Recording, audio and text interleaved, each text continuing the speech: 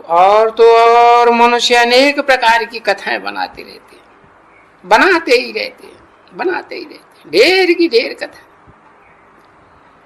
देखो नाटक भी बनाते हैं, अभी देखो कितने बाइस्कोप बनाते हैं, और विलायत से भी कितने किताब आते हैं कथाओं के। अरे वो नावल, उपन्यास वगैरह वगैरह। अब कोई काम की तो एक भी चीज नहीं है ना बच्चे। कि जो भी पास्ट की, यानी कलयुग तक की, द्वापर से लेकर के कलयुग तक की जो भी बातें हैं, शास्त्र हैं वगैरह हैं, वहां ये होते ही नहीं है। न सत्ययुग में होते हैं, न त्रेता में होते हैं। और यहाँ तो ये शास्त्र होते हैं, है? वो कुछ काम की नहीं है,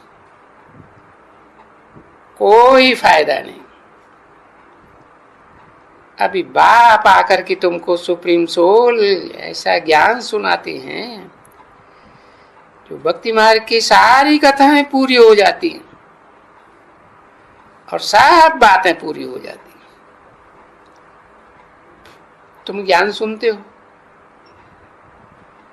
हाँ, फिर वहां नई दुनिया में तुमको ये कथाएं वो तो होंगी ही नहीं कोई भी।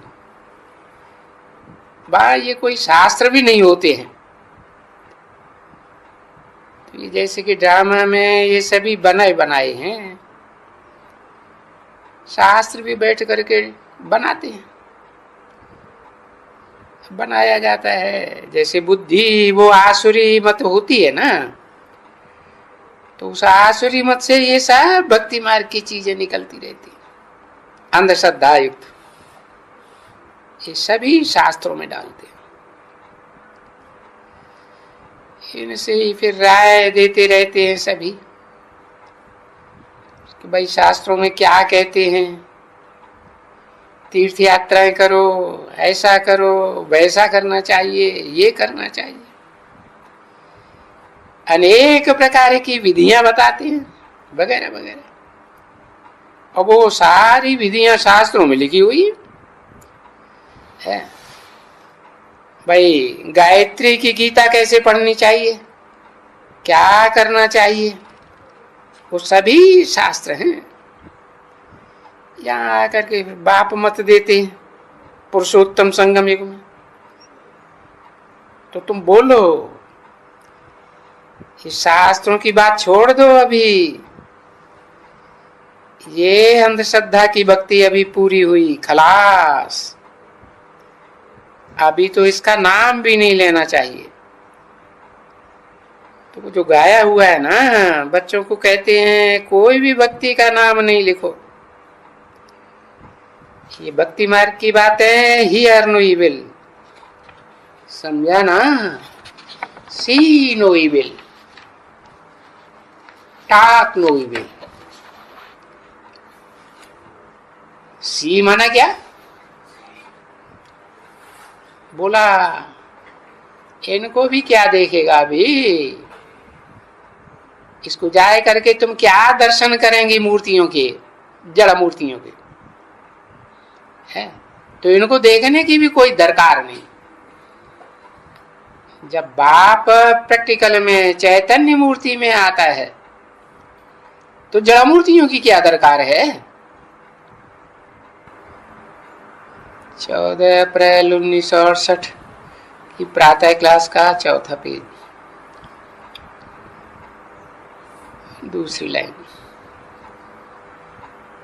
अच्छा, ये तुम बोलते हैं कि जो भी कुछ तुम यहाँ देखते हो और जो मनुष्य भी देखते हो,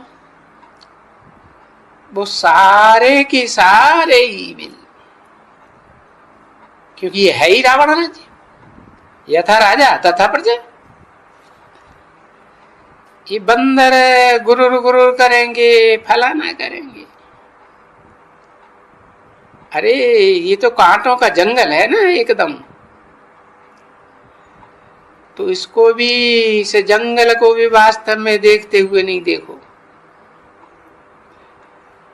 इसका मतलब सुनते हुए भी नहीं सुनो, देखते हुए भी नहीं देखो।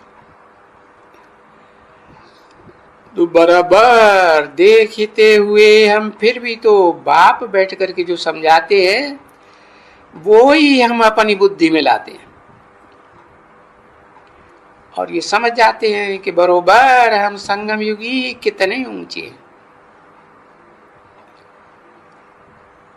पर देखो समझते हो कि हम देवताओं से भी ऊंचे हैं, क्योंकि देव आत्माएं भी तो है इस भक्ति मार्ग में आकर के उन पिता रूप बीज रूप आत्माओं की पूजा करती है ना। बाप को पिता कहा जाता है ना, पिता बीज है ना, बीज को बाप कहते हैं। क्योंकि इस समय में हम जानते हैं कि हम सभी ईश्वरीय औलाद हैं, ऊंचते ऊंच बाप की औलाद है। अभी तो तुम बच्चे थोड़े हो ना, बच्ची बहुत वृद्धि को पाते जाएंगे, पाते जाएंगे, पाते जाएंगे। तुम्हारी संख्या, तुम्हारा झाड़ कोई कम नहीं होगा। अभी ईश्वर की औलाद है। ये तो सभी इस दुनिया में फिर मानते ही हैं और गॉड साहब, गॉड फादर कहते हैं, उसको परम पिता कहते हैं, क्योंकि औलाद तो है ना। तो इतनी बुद्धि फिर उनमें नहीं आती है कि अगर हम ईश्वर की औलाद हैं तो हम वो ईश्वर के बनाए हुए स्वर्ग के मालिक होने चाहिए ना, क्योंकि वो ईश्वर ही तो स्वर्ग की स्थापना करते हैं ना। है तो हम फिर स्वर्ग में क्यों नहीं होनी चाहिए। है अभी फिर इस दुनिया में जब स्वर्ग स्थापन हो रहा है, साक्षात ईश्वर आया हुआ है, तो हम स्वर्ग में क्यों नहीं है। ये बात है उनकी बुद्धि में आती ही नहीं है। ओम